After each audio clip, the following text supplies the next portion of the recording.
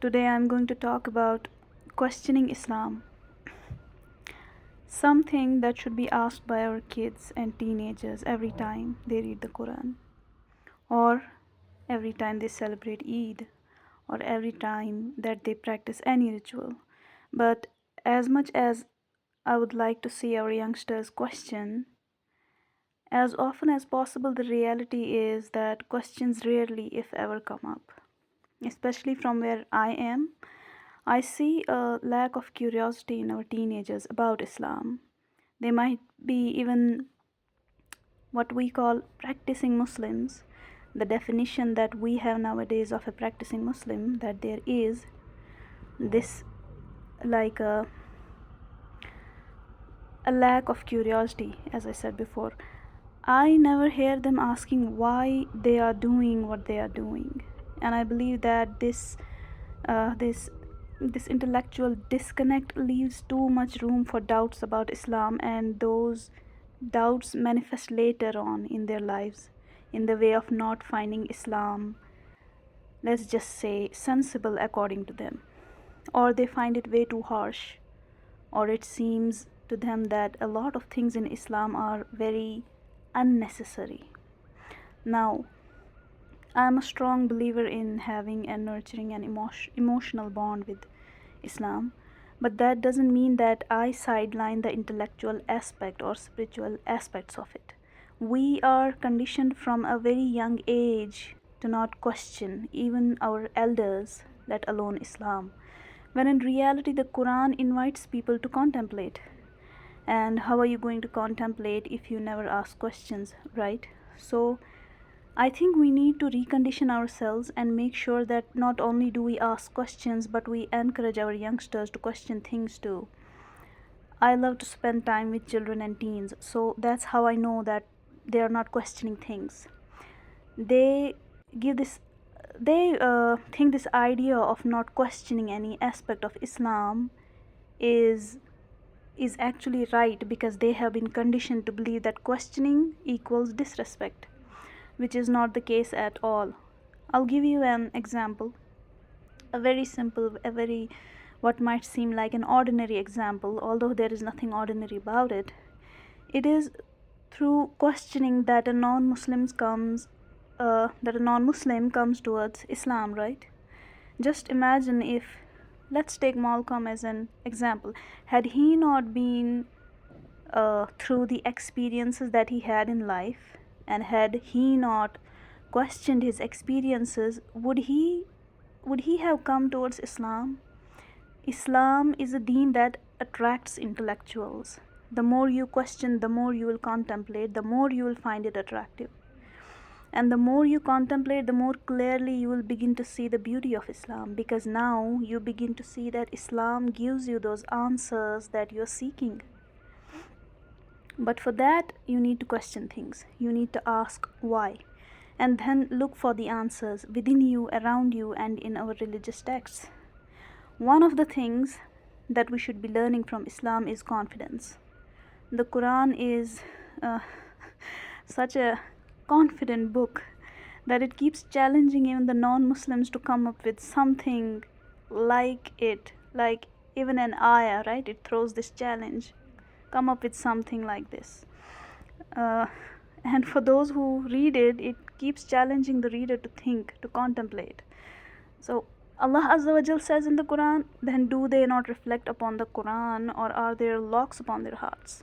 There are many, many ayat like this one, that in which Allah Azza wa Jal is inviting the readers to think and to ponder upon the ayat of the Quran. But we have stopped thinking. We have not stopped thinking about anything else in our lives. Like, we think about everything. In fact, some of us are very good at overthinking things, but when it comes to the Quran, we just don't like to ask questions. One reason is that we haven't taught our children to do that. Another reason is that we never taught our children to question, because we know that we don't have the answers, because we never pondered upon the ayat of the Quran either, because we were conditioned that way. So there is this feeling of discomfort about being asked questions by our children. So what we do is we just ignore their questions or tell them to stop asking questions.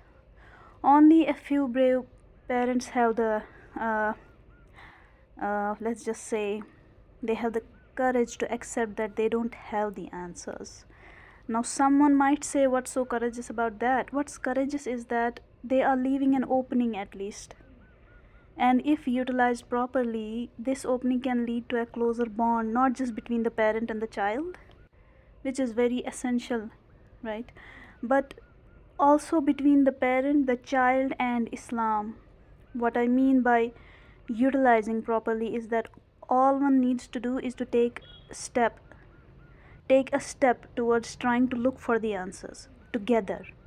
Now you are a team, you and your child, so you are learning together. You are leaving this need of wanting to be seen as a complete knowledgeable person by your children, which is not just quite humbling, but I think also liberating. You don't need to keep up any kind of pretense concerning knowledge in front of your child. And at the same time, now your child knows that it's okay to not know everything, right? Because they mimic us. They see our fears, our weaknesses, and they think that's it. That's it. So it's okay to not just have questions, but to also look for the answers with your parents, right? It's not just their parents who are there to help them, the children can be of help too. I think that makes the entire dynamic really beautiful and authentic. Imagine the kind of confidence that both the parents and the children will be gaining through this process. Like when a child says, look dad, or look mom, I found this about the question that we had, and the parent shares what they have found about it, and then to discuss those details in order to find answers, in order to reach conclusions. This entire process becomes so beautiful. And obviously, this kind of living, this kind of partnership between parents and children will definitely cause ripple effects in the household, in the extended family, in the community. So that's why I said it's a courageous step to be able to say, I don't know, because that leaves an opening for changing the entire narration, the entire story in a good way. The entire script changes drastically if you utilize this opportunity of having to say, I don't know. It's our job as adults now, as parents now, to give that safe space to our children, our youngsters, where they can ask questions without feeling stupid or fearing criticism or fearing harsh judgments for having that healthy intellectual curiosity. One small step, another small step, another small step, and an entire ummah can be reparented, reconditioned. If we want to change the world, if we want to change the ummah for the better, all we need to do is look within and look around us and make those small changes. Have that courage to recondition ourselves and how we interact and relate to the things and the people and the situations that are connected to us. And I always say that we are all interconnected. So let's cause that ripple effect. Our generation has enough understanding of the fact that a change is needed. We know that. We all know that deep down. We may be confused about how to go about it, but we are to a much higher degree able to understand that a change is definitely needed. And this small type of change is not something that is impossible for ordinary people. There is no excuse to say that, oh, I cannot collaborate with my own children or my own younger siblings. Yes, I can. Even when we say something seemingly negative like, I don't know, which is not negative at all, right? But we look at it as something negative. So when we say, I don't know, we get to change that energy into something positive by opening that door to change through it. So when I say, I don't know, I open the door to let's find out. Okay?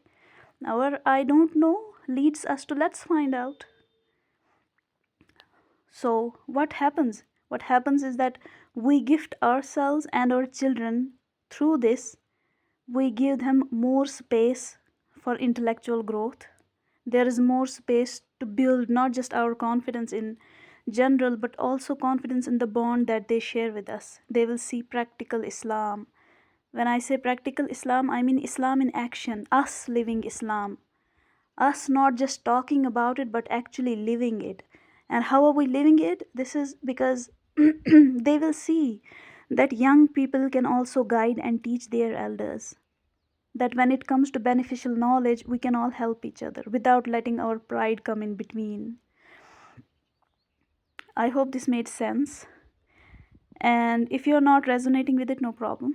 But if you are, then you understand the message. And I hope that you take that step as a parent or a teacher or an older sibling. That's all I have to say about it today. Until next time, Assalamu alaikum.